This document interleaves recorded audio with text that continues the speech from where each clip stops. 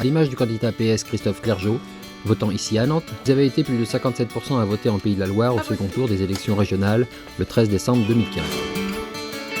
Les résultats définitifs placent Bruno Retailleau des Républicains en tête puisque sa liste recueille près de 43% des votes exprimés contre 38% pour la liste de gauche menée par Christophe Clergeau et 19% pour Pascal Gana du FN. Ainsi, la droite succède à la gauche. Bruno Retailleau siégera à la place de Jacques Oxiette. À l'hôtel de région, chacun a pu exprimer sa réaction et présenter ses priorités.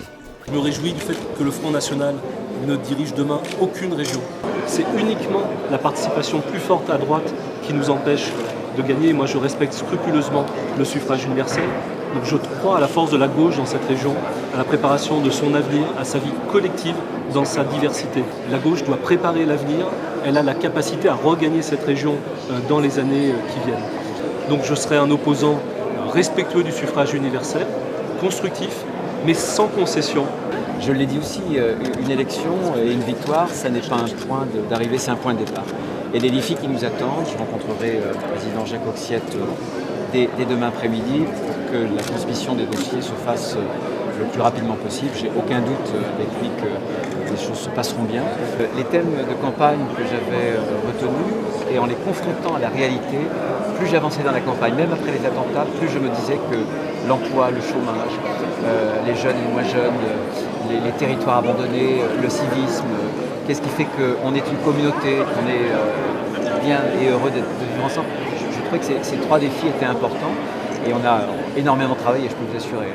Croyez-moi, les choses ne se font pas en claquant des doigts. Quelle sera l'action symbolique du début de mandat?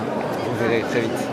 On ne peut pas en savoir Vous verrez très vite. Je ne pensais pas que nous verrions des moments aussi dramatiques avec cette espèce de campagne de haine et de diffamation collective qui allait du grand patronat en passant par le Parti communiste, de l'extrême gauche en passant par le Parti socialiste, pour expliquer que nous étions un danger pour la République.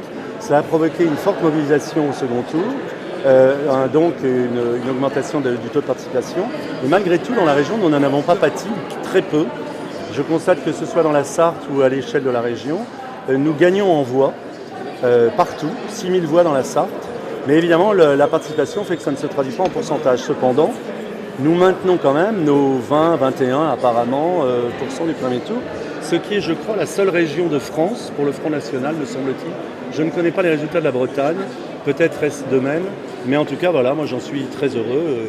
Et je pense que nous avons démontré une chose, tout d'abord que nous reviendrons à la région avec une quinzaine d'élus, et ensuite que nous avons un vote d'adhésion.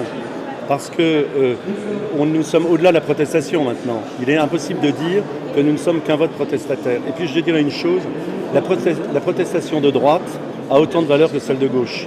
Quand la gauche proteste, tout le monde trouve ça noble.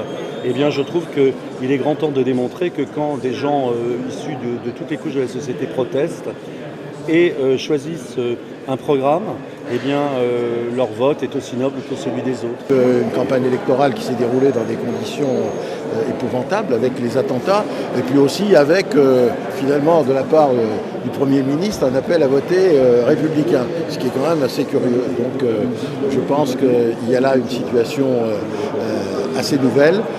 Et je disais tout à l'heure, et je crois qu'aucune liste obtient 51%.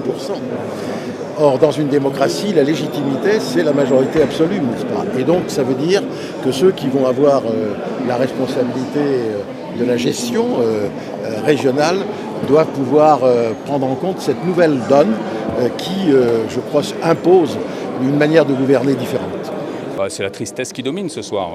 Tristesse devant un résultat et un écart pareil dans un contexte où on pensait que le message d'espérance qu'on a porté entre les deux tours allait permettre cette bascule qui n'était pas annoncée, rappelons-le, dans un contexte de désespérance des citoyens vis-à-vis du personnel politique aujourd'hui. Donc il y a une tristesse sur le résultat, mais tristesse sans doute plus profonde sur le constat que pour moi, la solution n'est pas la victoire de la droite aujourd'hui pour changer le quotidien des gens. Donc voilà, je ne pense pas que malheureusement ça l'améliorera. Donc c'est une tristesse encore plus loin que le résultat de la défaite de la gauche et des écologistes ce soir.